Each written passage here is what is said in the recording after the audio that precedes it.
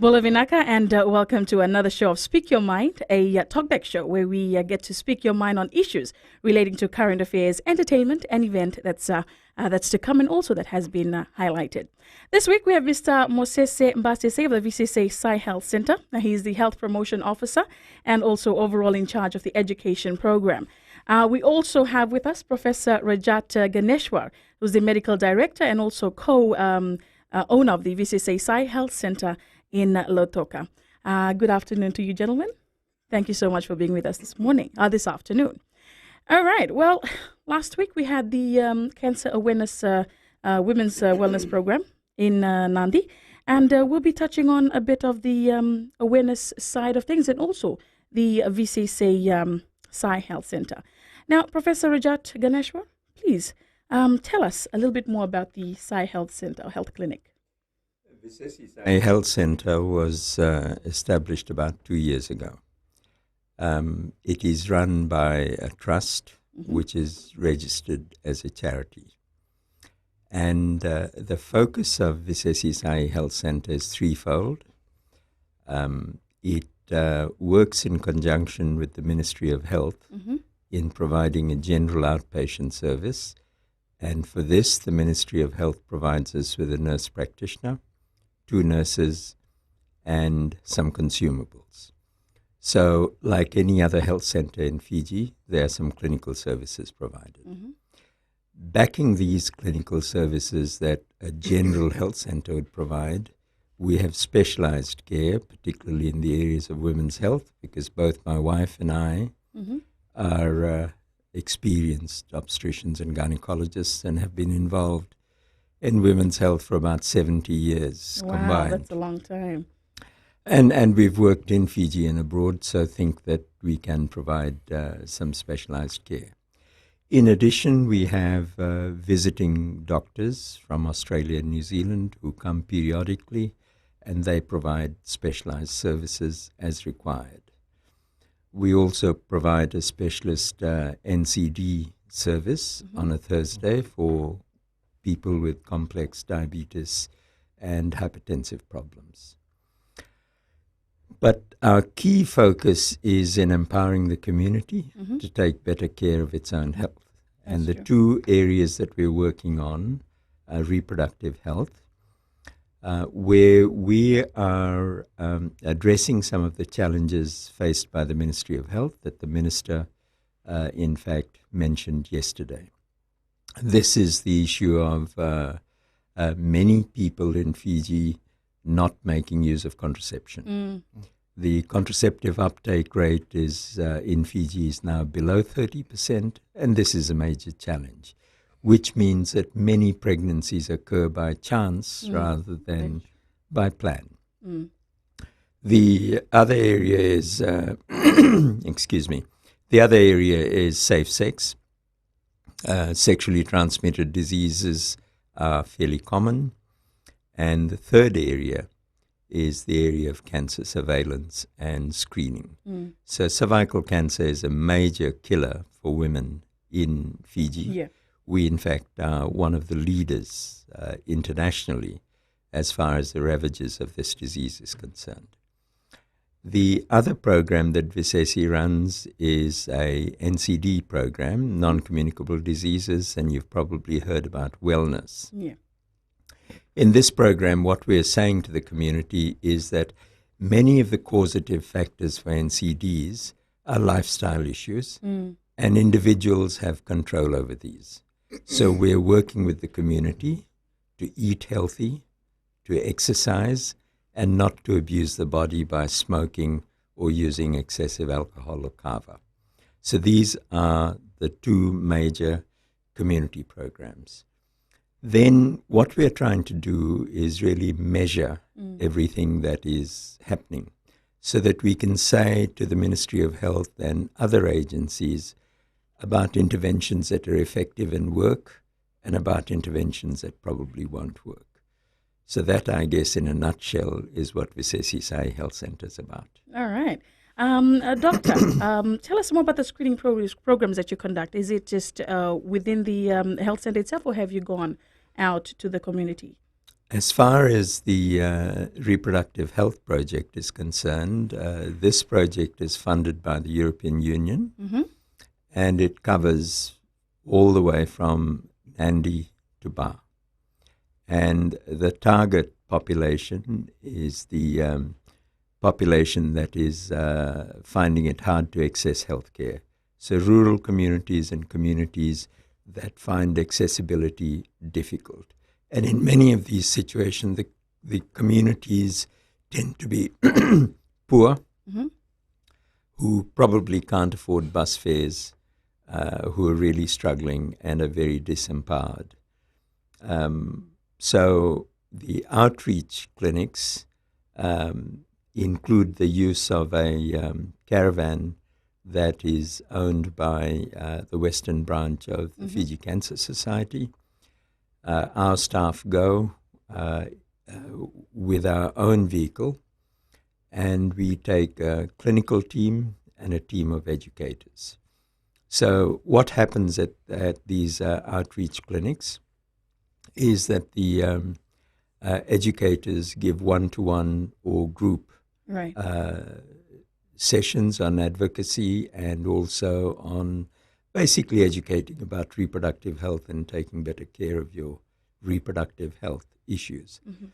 And then there is this clinical service that's provided within the privacy and confidentiality of a caravan, where a woman can be assured of being treated with dignity and given all the privacy and confidentiality that she might require. At these clinics, we have trained clinicians, and which quite often includes a gynecologist and a nurse who's been credentialed to do pap smears and breast examinations. And we do breast examinations, do pap smears, and also provide any other assistance regarding reproductive health. Okay. Mosese, tell us a little bit more about your part playing in the screening programs. Where do you come into the screening programs as the health promotion officer?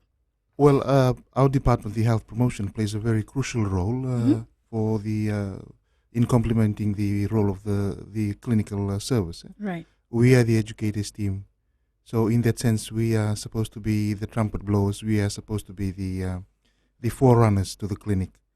Our role in complementing the clinical service is that if we are able to do our work properly, and if we do our educational program well, then we expect that the clinic will do its service better as well. So in doing the education out there into the community, we break barriers. Right. We try and solve issues about myths and misconceptions regarding sexual health and reproductive health, or for pap smear screening in that regard. And we also try and break down traditional barriers, cultural barriers and taboos that prevents people from, or women, or men, or youths, for coming into the clinic to come and access the service. So that is basically our role. We are the forerunner to the clinic. That is a very crucial role that we play. Thank you, Mr. Basese. Well, on that note, we'll take a short commercial break, but we'll be back with more.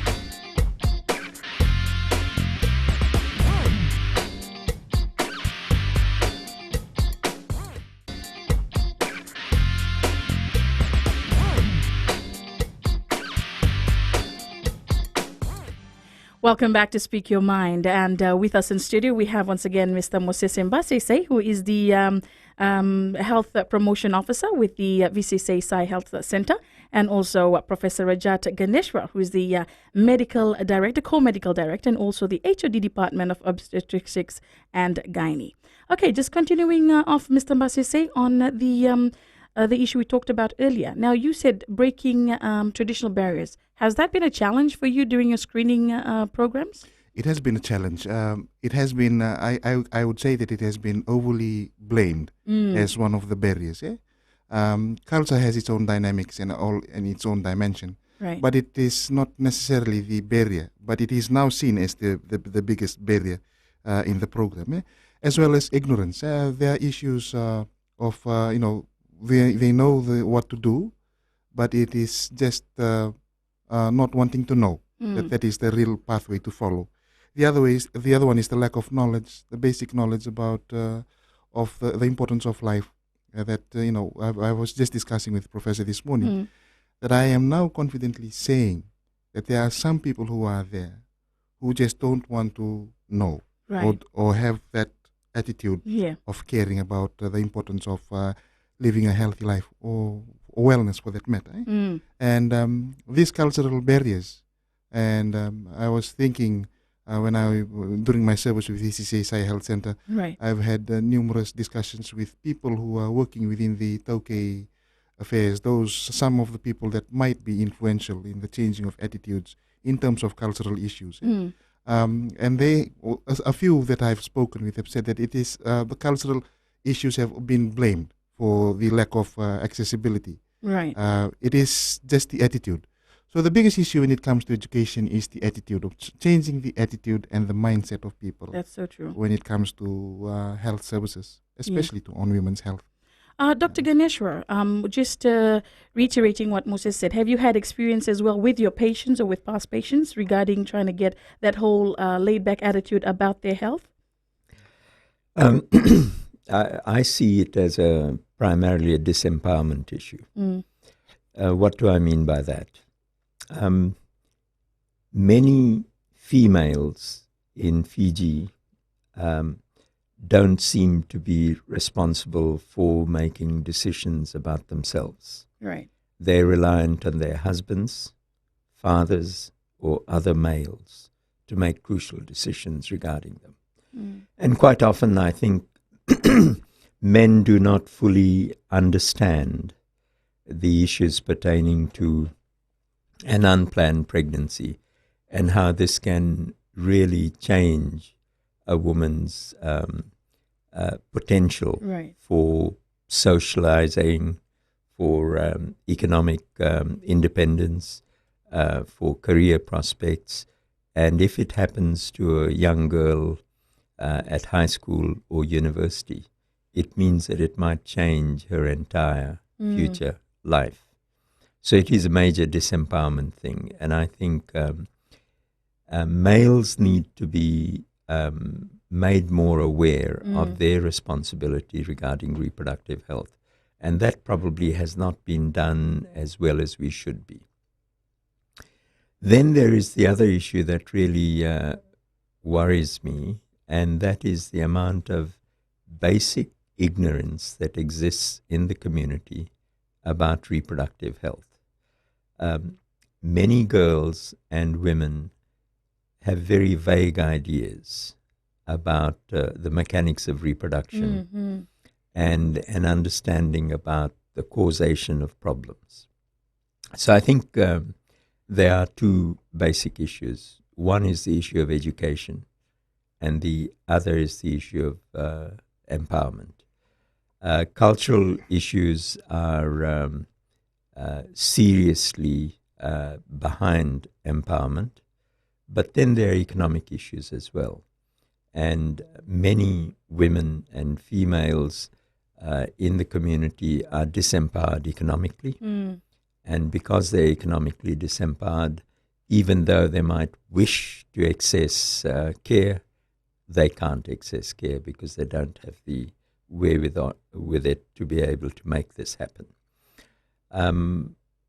So I think these are some very basic issues. Then, of course, there are taboos in the community, which inhibits parents and teachers talking openly to their charges and children about sexual issues. So I think there are a range of issues that influence and affect people's ability to exercise their reproductive health rights. True. Speaking of education, Moses, I believe this is in your department. What awareness program or what educational awareness program have you put in place when you do go out for the screening for the public? We have looked at gatekeepers. We have looked at those avenues that will help us take messages across to our target group. Right. We've done advocacy workshops for women, specifically for women, Right. in partnership with the Ministry for Women. We've done advocacy workshop for the women of the Lotok District Council and also the Nandi District Council, as well as the Songosovo Maram. And we are looking at taking this to the women of Mbai as well. And we have also done advocacy workshop for teachers. One of our target audience are young people. Yep. So we have worked in partnership with the education department to educate the teachers on reproductive health issues, because they are the best agent for change when it comes to school level. So we are also looking at focusing on specifically on men. We are starting to look at men's group. So with this, we are looking at faith-based organization. If we can take these issues to the men, to the men population, to promote more male involvement in reproductive health issues, so that we can change the disempowerment to empowerment. One of the issues is that men don't know the makeup of women. They don't know women's physics. They don't know women's attitude, women's heart. And this is something that needs to be taught to men. Some men don't even know what menstruation is all about, the significance of menstruation and all that. And they don't even know why, in our traditional context, why it was celebrated when a young woman reaches menarche stage and starts her menstruation. So these are the cultural issues, that I was talking about, that used to be known very well in the past, but it's forgotten now. True. Why is that the reason? Why was it when women have babies, when they are just delivered, they are separated from their husband? These are the things that they don't know, men of today don't know. And we really need to bring this back. Inaka. Thank you, Mosese. We'll come back to that. But yes, we'll actually take a break. If you just joined us, you're on Speak Your Mind on Gold FM.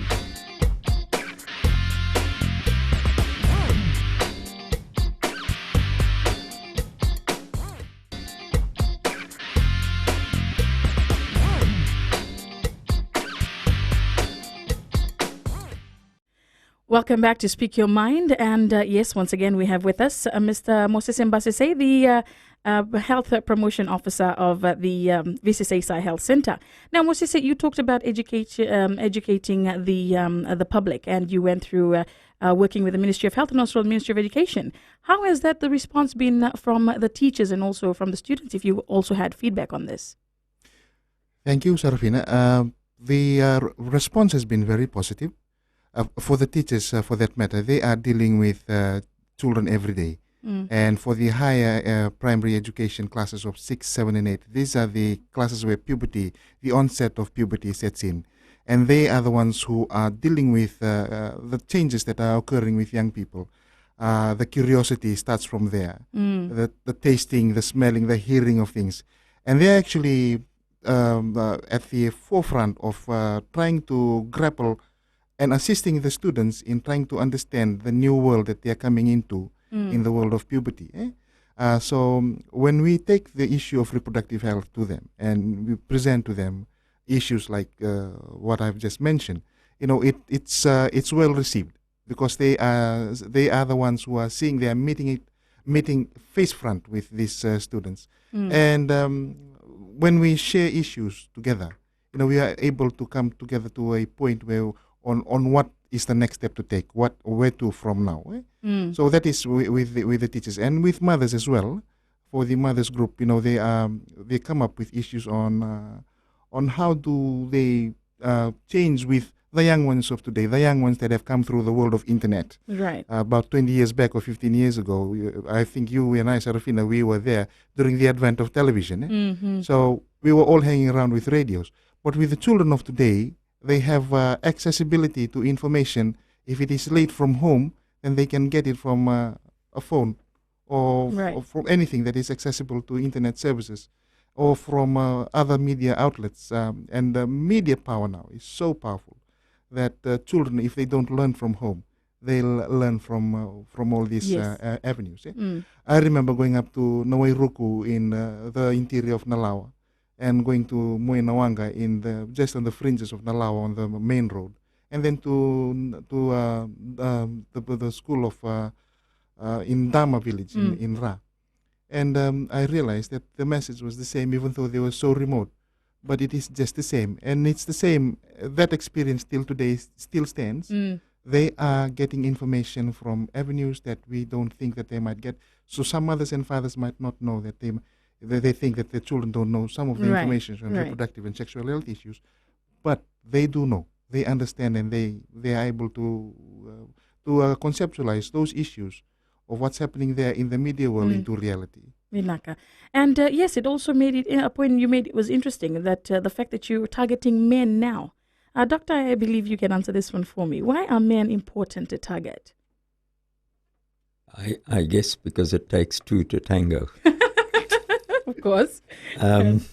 But before I comment on that, one of the things that I think I need to say on what Moses has said, we are small partners and collaborators in a program that has had a long history in Fiji, and the Ministry of Health, the United Nations Fund for Population Activities, and the Ministry of Education have all been very involved in rolling out the Family Life Education Program, which is an excellent program, very well conceived, and is trying to target the very people that Moses is talking about. Our role in this is basically to assist with what is an excellent program and to help make sure that an excellent program really gets to where it's meant to get. Now, why are men important? You know, virtually every society and culture, men seem to forget about the fact that women are more likely to suffer the consequences of the sexual act. When one talks about a pregnancy, it's a woman who gets pregnant, carries the baby for 9 months, then has to suckle the baby, breastfeed the baby. The baby is totally reliant on the woman until that child becomes independent. The male partner's role, quite often, unfortunately, in this is for those brief moments of ecstasy and togetherness that might have occurred.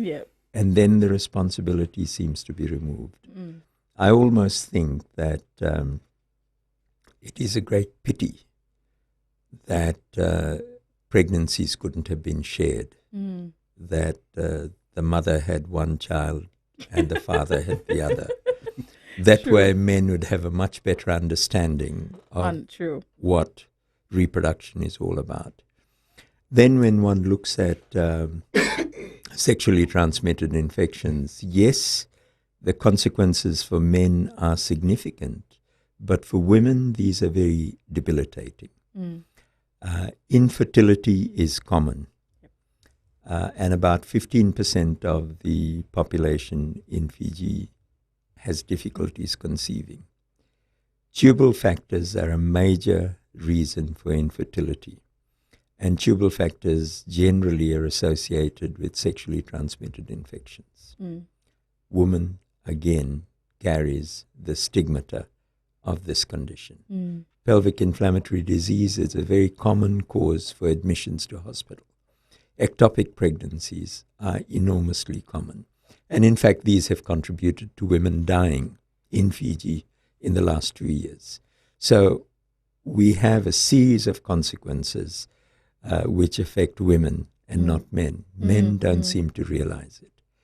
Every case of cervical cancer that happens, a contributing factor has been the male partner, because the woman would have had to get the human papillomavirus infection from somewhere. And that would have happened from the man. That's why there is a strong advocacy about the use of condoms. Many men don't like using condoms. We say to women, insist that men use condoms. But it should be the other way around. Men should say, darling, I respect you. I want to look after you. We should use condoms in case of the consequences of this moment of communion. True. Thank you, Doctor. I wouldn't have said it better myself. But yes, Mosese, okay, targeting the men. What has with your program that you have put in place, what has the response been from them? Have they been positive towards this educational period, or a bit on the negative side? I wouldn't want to be too wishful thinking. It is still a great challenge to tackle men, to target men for that matter. It's really going to be a mountain to climb, but it's achievable. I'm not saying that it's going to be difficult. It's achievable. We just need to look at which gates to go through. Right. Yeah. Rather than going against, we need to take a wall stand. Yeah. Okay. Thank you, Mosese. Hey, we'll be back with Speak Your Mind. We're heading into a break, but don't go anywhere.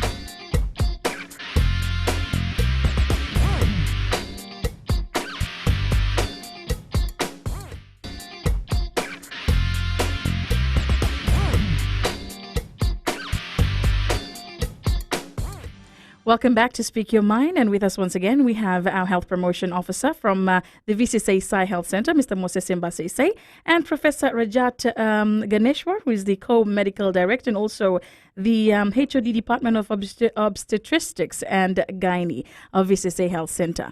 Okay, we were talking about the main focus on targeting men, but also an important thing that we had over the launch of the new UNFPA booklet on motherhood in childhood was the fact that women, how they are being disempowered. And one of the issues that they talk about was empowering women. Now, Doctor, why do you think women are disempowered and also marginalized? A lot of life is about power. And disempowerment really says that you don't have the power. To have power, you need to have custom-based authority. And in many communities, males have had this, females haven't. Then you need the educational background. Then you need to have the economic substance. And I think all these things are very important. And then I guess the politics of relationships. A woman probably feels that if she refuses a male's advances, that in this way that she might lose even further.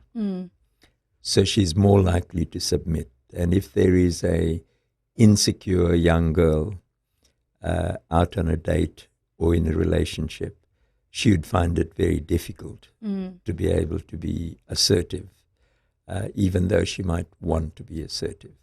So I think there are multiplicity of reasons.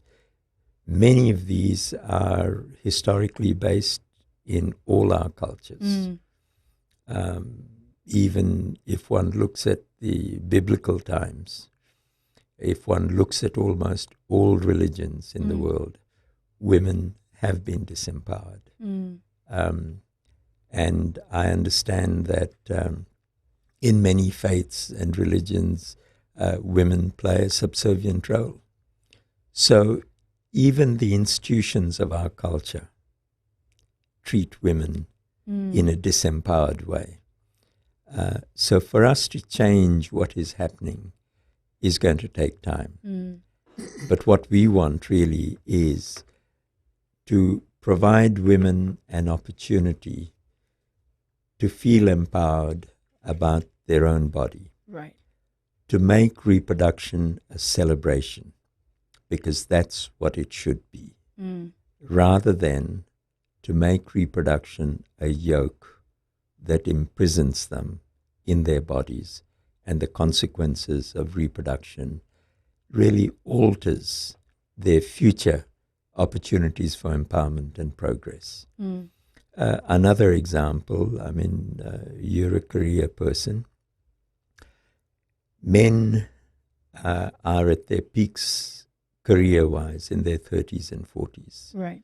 Most women are washing nappies and mothering at that time. So when women come back to the workforce, their male counterparts have forged ahead, and they really are starting from a baseline. So I think society really needs to rethink how to empower women. I don't think it's just a matter of using condoms or the pill. I think there are deeper values that need to be captured by the society. And faith-based organizations, I think, have a huge responsibility to understand that the dignity of a woman, the dignity of femininity, the dignity of reproduction needs to be retained in a society that's evolving, and new values are coming into that society, which honors women as equal partners. And I think until we understand that equality, we will be behind the 8 ball. The Millennium Development Goal 3, I think, identifies gender equality as an essential component of development. And I think if we in Fiji were to embrace that, we would be leading the world in a very important issue of social justice and equality. That's so true. Thank you, Doctor. As far as the screening program goes, what are some of the tests that you take to the rural areas, apart from pap smear tests, with the last reproductive health program? What other tests do you guys make available to the public during your screening programs? Well, we also do breast examination as well. And just in the last one that we had at McDonald's, we also did a regular blood sugar and also hypertension or blood pressure. I guess that's an unfair question to ask Mosese. He does the education part. Oh, sorry. Excuse me. So, Doctor, you'd probably be more best to tell us about this.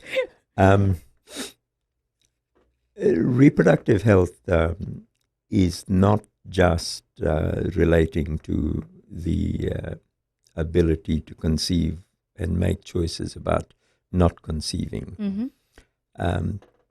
There are infective diseases of the reproductive tract, and cervical cancer is one of them.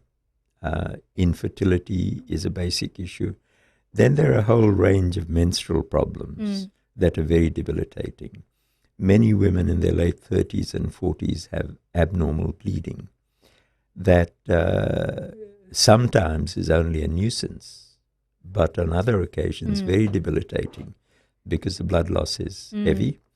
Anemia is already endemic in the community, particularly with women in Fiji. So heavy bleeding at that time can make them feel very weak, make them feel even more disempowered. So I think these are the sorts of things that the outreach clinics can offer as well.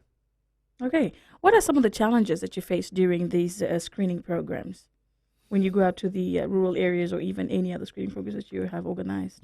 The biggest challenge, and Mosese can add to this, is capturing those women who are most in need of services. These are women who are very disempowered for whatever reason. So disempowered that even though the service might be right at their doorstep, they're disinclined to avail themselves of that service. And that, I think, is a significant issue. So advocacy actually requires you to motivate the unmotivated. That's so true. Thank you, Vin. Thank you, Doctor. We'll be back with more. And if you just joined us once again, you're on Speak Your Mind on Gold FM.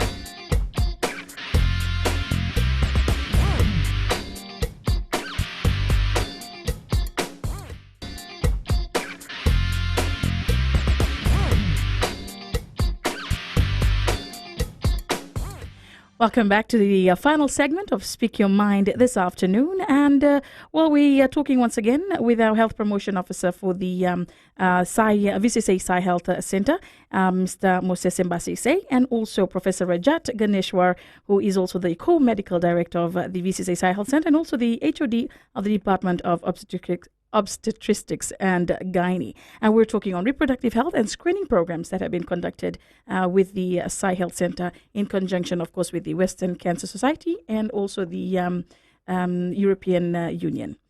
Okay, doctor. Sorry, excuse me, Mosese. I think this is the education bit.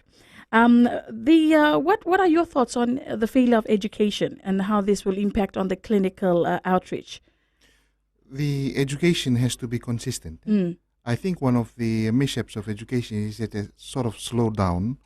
But when it comes to reproduction, you see, when young girls and boys comes through puberty, we target them and they grow on, they become adult. And then we have the new lot of children coming up to the puberty level. So the education has to be continued from that level. I think one of the areas that really needs empowerment in terms of service delivery is the Department of Adolescent Health.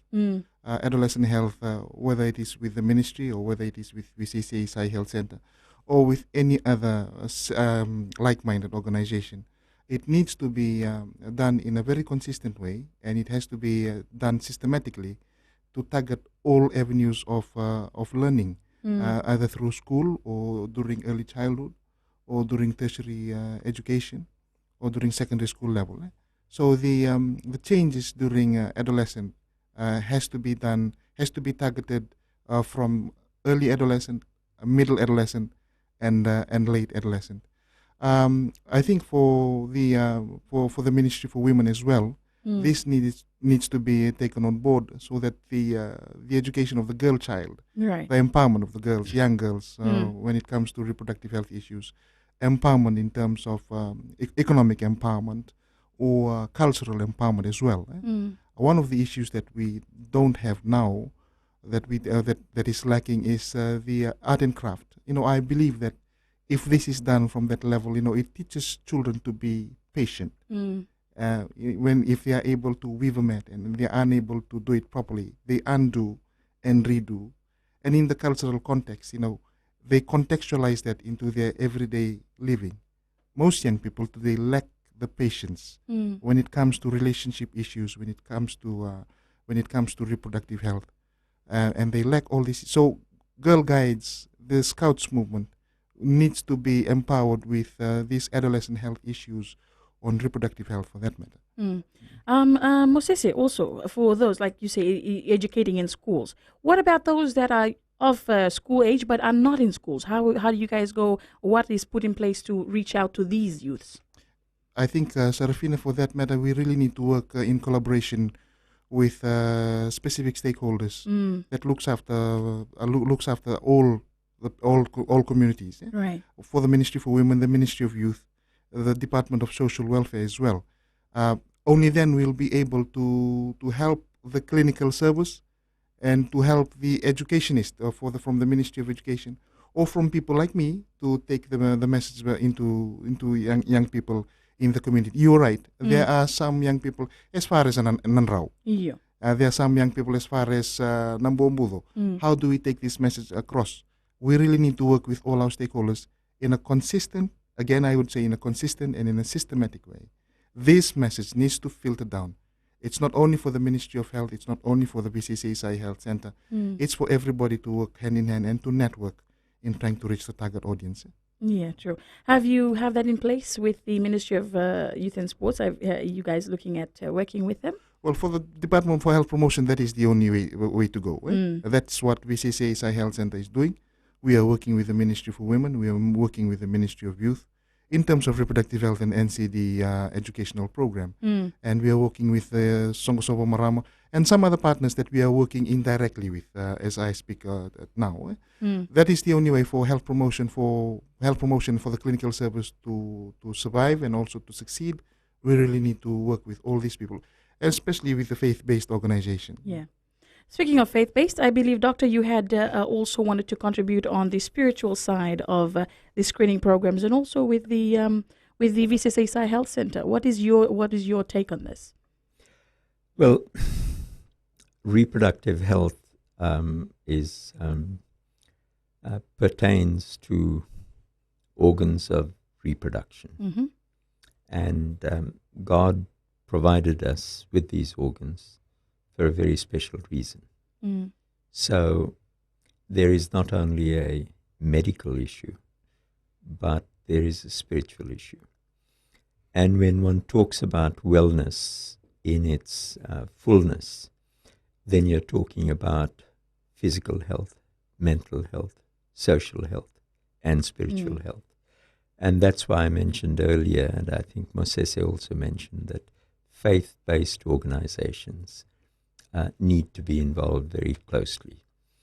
And they need to be involved closely so that they can elevate reproductive health from merely a physical, mechanical thing to really a spiritual fullness of living. Spiritual fullness of living means respect, dignity of humanity, caring for each other, not doing things that might violate one another. So these are very important values that should fit in. I think one of the things that we have learned at Visesi in the last 2 years is that clinical services are obviously of great value. But many of you and your listeners would have experienced clinical services that last for 3 to 5 minutes. Whereas really education requires a lot longer. Sure. And that's why I think education is so important. The other issue that we have realized is that the most disempowered are likely to remain disempowered unless we reach out to them. And reaching out to them means going out into the community and learning from the community as to why they're disempowered and how they can be empowered. Thank you. On that note, Dr. Rajat, thank you so much. And also to you, Mosese, thank you for being with us this afternoon. I will Speak Your Mind for today. Until next week, Monday, you have a blessed day.